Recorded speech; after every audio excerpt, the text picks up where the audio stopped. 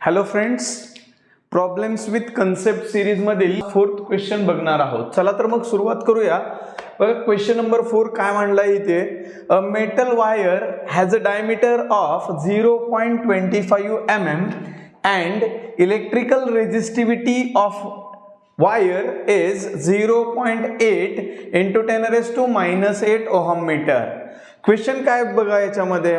what will first one question, what will be the length of this wire to make a resistance of a 5 ohm, and second one question काय बघा मांडला इथे, how much will the resistance change if the diameter of this wire is doubled. बरोबर. Yes, म्हणजे एक data दिलाय आणि त्याच्या बेसवरती आपल्याला दोन सब क्वेश्चन्स विचारले. Now this problem is related with the electrical resistivity. मग बघूया आता या प्रॉब्लेमशी रिलेटेड असणारी कन्सेप्ट काय सांगते. तर कन्सेप्ट सांगते रेजिस्टिव्हिटी. येस, या रेजिस्टिव्हिटीला आणखी काय म्हटलं जातं रे, तर रेजिस्टिव्हिटीला म्हटलं जातं स्पेसिफिक रेजिस्टन्स. येस, आणि ही कशी दाखवली जाते तर रोनी दाखवली जाते. Now let us consider here nothing but a conducting wire. Yes, एक कंडक्टिंग वायर घेऊया आपण इथे. येस, ही जी वायर आहे या वायरला स्वतःची काय आहे तर लेंथ आहे आणि या वायरला स्वतःचा काय आहे तर एरिया ऑफ क्रॉस सेक्शन आहे. येस, काय सांगते कन्सेप्ट, तर ज्यावेळी या वायर मधून इकडून असा करंट फ्लो होणार आहे त्या करंटला काहीतरी रेजिस्ट करणार ही वायर. येस, मग काय म्हटलं जातं रेजिस्टिव्हिटी किंवा स्पेसिफिक रेजिस्टन्सची कन्सेप्ट काय सांगते, तर कन्सेप्ट असं सांगते, ॲट अ कॉन्स्टंट टेम्परेचर और at a particular temperature the resistance of a conducting wire is directly proportional to the length of that wire and inversely proportional to the area of a cross section. Yes, therefore we can say that R is equals to, इथे मी म्हणेल proportionality constant. बरोबर, proportionality constant आपण असं म्हणतो के, आणि तो proportionality constant म्हणजे वेगळं कोण नसून तो काय आहे तर रो आहे.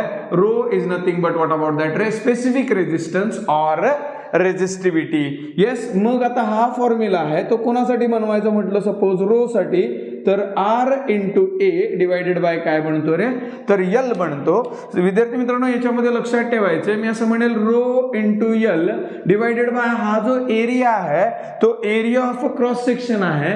जर कंडक्टिंग वायर माझी सिलेंडर असेल तर तो एरिया ऑफ क्रॉस सेक्शन काय असला पाहिजे तर पाय इंटू आर स्क्वेअर असला पाहिजे, where are is the radius of that circular cross section or that cylindrical wire. Yes, आपल्याला या प्रॉब्लेम मध्ये इथं रेडियसचा वापर करावा लागणार आहे का, तर सेकंड क्वेश्चन काय म्हणतोय बघा, how much will the resistance change if the diameter of this wire is double. Diameter double करणं म्हणजे रेडियस पण काय होणं इन शॉर्ट. चला तर मग आन्सर मांडूया. आन्सर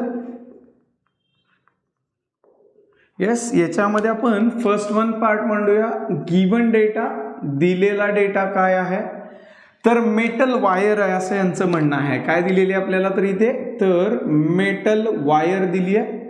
त्या वायरच्या बाबतीत कोणता डेटा दिलाय आपल्याला तर metal wire has a diameter. Yes, diameter दिलेला आहे, मी याला असं म्हणतो capital D, which is nothing but 0.25 काय दिलंय रे ते mm दिलाय.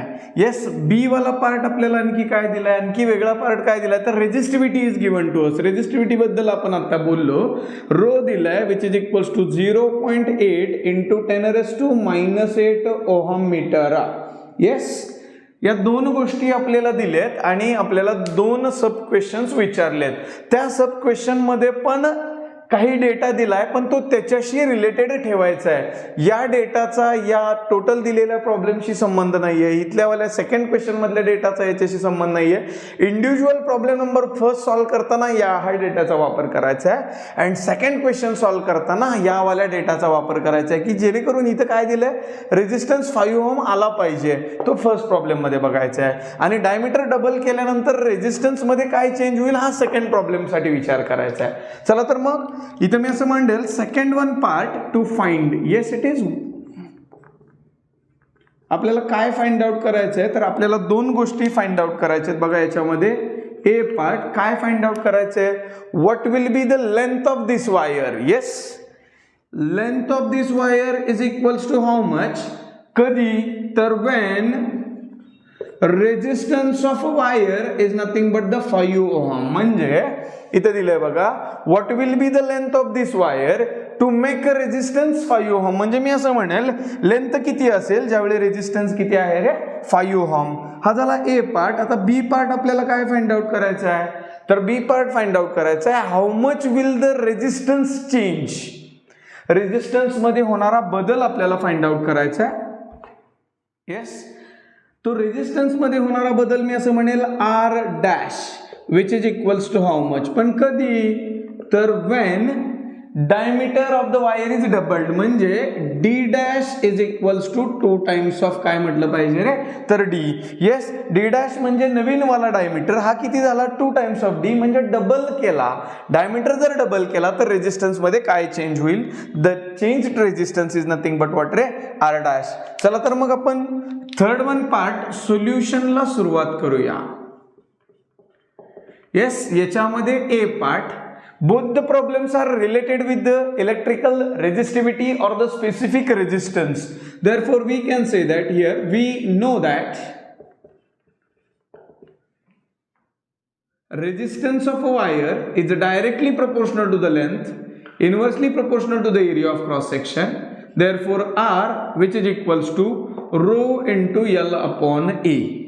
Yes, in a first problem what we have to find out, we have to find out the length of the wire. Yes, therefore we derive the formula for the length. L is equals to, हे बघा, R into A divided by काय होईल रे, तर row होईल. बघा, length find out करताना मला रेजिस्टन्स दिलेला आहे. Yes, area of cross section is directly not given in this problem. काय दिलंय आपल्याला, तर डायमीटर ऑफ द वायर दिलेला आहे. मग मी असं म्हणेल हा जो माझा लेंथचा फॉर्म्युला आहे तो कसा बनेल, तर length is equals to R into pi R square and divided by काय रे, तर रो. येस, देअरफॉर बघा आता मी असं म्हणेल L is equals to R into pi divided by rho. इथं मी आर स्क्वेअर मांडलाय, मला प्रॉब्लेम मध्ये आर दिलेला नाहीये, डायमीटर दिलाय. म्हणजे मी इथं असं म्हणेल आर म्हणजे कोण, तर डायमीटर डिवायडेड बाय 2 आणि याचा इथं काय येईल रे, तर स्क्वेअर येईल, because here it is a R square. Therefore L is equals to what about the R pi D square divided by 4 times of rho. का, तर या 2 चा स्क्वेअर होईल आणि तो डिनॉमिनेटर मध्ये जाईल. मग मला आन्सर काय भेटेल लेंथचं, तर रेजिस्टन्सची व्हॅल्यू पुट करूया, 5 ओहम आहे इंटू पाय. येस, नंतर व्हॅल्यू पुट करूया. डी किती आहे, तर डी आहे, लक्ष द्याल 0.25 आहे. पण तो कशामध्ये आहे, तर मिलीमीटर मध्ये आहे. परत एकदा 0.25 मिलीमीटर मध्ये आहे आणि रेजिस्टिव्हिटी दिली आहे ती ओहम मीटर मध्ये दिली आहे. म्हणजे मला या मिलीमीटरचं मीटर मध्ये करावं लागेल. मिलीमीटरचं मीटर करण्यासाठी मला 10⁻³ न मल्टिप्लाय करावं लागतं. येस, आणि divided by 4 into what about that resistivity, it's 0.8 into 10⁻⁻8 ohm metre. Yes, आता मला हे सिम्प्लिफाय करायचंय. ओके, बघा आता L is equals to 5 into 3.14 into, मी असं म्हणेल इथे ब्रॅकेटमध्ये 25 इंटू 10⁻².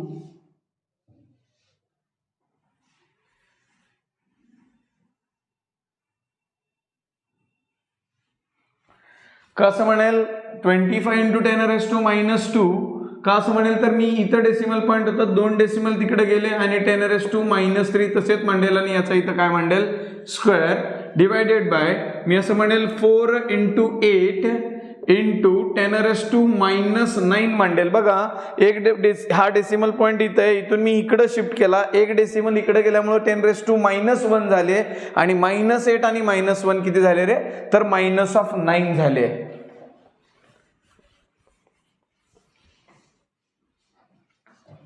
Yes, therefore मी असं म्हणेल L is equals to, here it is nothing but the 5 into 3.14 into 625 is the square of the 25 into 10⁻², हे बघा -5 झाले बेस सेम तर पॉवरची ऍडिशन 10⁻⁻² म्हणजे -10 झाले आणि इथे मी असं म्हणेल 32 × 10⁻² किती झाले -9 झाले. नाव याच्यातले 10⁻⁻9 आणि -9 कॅन्सल होतील. Therefore we can say that L is equals to 5 × 625 × 3.14 × 10⁻⁻ऑफ किती झाले रे तर 1 झाले आणि डिवायडेड बाय किती रे 32. काय झालं याच्यातले 9 आणि याच्यातले 9 कॅन्सल झाले. आता आपल्याला हे काय करायचं आहे तर हे सिम्प्लिफाय करायचं आहे. याच्यामध्ये हे जर कॅल्क्युलेशन्स तुम्ही सॉल्व्ह केले तर लेंथची व्हॅल्यू तुम्हाला भेटेल 30.62 मीटर्स. येस, कॅल्क्युलेशन पटापट करून टाकाल. ओके, हा झाला फर्स्ट वन पार्ट. आता आपल्याला सेकंड पार्ट साठी सोल्युशन फाइंड आउट करायचं आहे. चला तर मग सुरुवात करूया. आता याच्यामधला सेकंड पार्ट सॉल्व्ह करायला घेऊया. सेकंड पार्ट बी पार्ट मी परत एकदा तेच मांडेल की वी नो दॅट काय माहिती आहे आपल्याला तर resistance of wire is directly proportional to the length and inversely proportional to the area of cross section. Therefore R is equals to rho into L upon A. मग याच्यामध्ये आपल्याला resistance बद्दलच काम करायचंय. काय विचारलंय बघा, how much will be the resistance change if the diameter of this wire is doubled. बरोबर, येस. मग बघा आता डायमीटर डबल्ड म्हणजे एरिया बद्दल आपण फॉर्म्युला मांडूया. Therefore R which is equals to rho into L divided by मी इथं असं म्हटलं पाहिजे पाय आर स्क्वेअर. आता हा जो डेटा आहे तो डायमीटरशी रिलेटेड आहे. Therefore we can say that R is equals to rho into L upon pi. या आर च्या ऐवजी मी असं मांडेल डी डिवायडेड बाय 2 आणि याचा काय मांडला पाहिजे रे तर स्क्वेअर. काय फॉर्म्युला भेटेल आपल्याला तर हा फॉर्म्युला आपल्याला असं भेटेल R is equals to rho into L divided by pi D square आणि हा डी स्क्वेअर आणि हा 2 चा स्क्वेअर आहे तो कुठं जाईल रे तर वरती म्हणजे हा 4 होईल. म्हणजे this is nothing but the formula for the resistance in terms of the area of a cross section. बरोबर, and in terms of what ray diameter. डायमीटरच्या फॉर्म मधला हा रेजिस्टन्सचा फॉर्म्युला आहे. आता याच्यामध्ये क्वेश्चन काय दिलाय तर diameter of the wire is doubled म्हणजे मी असं म्हणेल D dash is nothing but what about that ray 2 times of काय रे तर डी. म्हणजे डी डॅश आपला काय झाला तर 2 टाइम्स ऑफ डायमीटर झाला. त्यावेळी आपला वाला प्रॉब्लेम कसा सॉल्व्ह केला जाईल तर बघा, देअरफॉर हा रेजिस्टन्सचा फॉर्म्युलाला रेजिस्टिव्हिटी लेंथ आणि डायमीटरच्या फॉर्म मध्ये. मग आता आपल्या इकडे काय सांगितलं इथे मी जसं म्हणेल if diameter D dash which is equals to 2 times of initial dia or the initial diameter. Therefore काय भेटेल बघा आता आपल्याला. Therefore we get R dash is equals to 4 rho L divided by pi into मी असं म्हटलं पाहिजे d dash चा काय रे तर square. Therefore we can say that R dash is equals to 4 rho L divided by pi आणि इथे d dash च्या ऐवजी मी म्हटलं पाहिजे 2 times of D square. Therefore काय भेटेल बघा आता इथे आपल्याला तर R dash is equals to 4 rho L divided by pi into 4 times of D square. Therefore R dash is equals to हे 4 कॅन्सल होईल rho into L pi times of काय झालं रे तर डी स्क्वेअर झालं.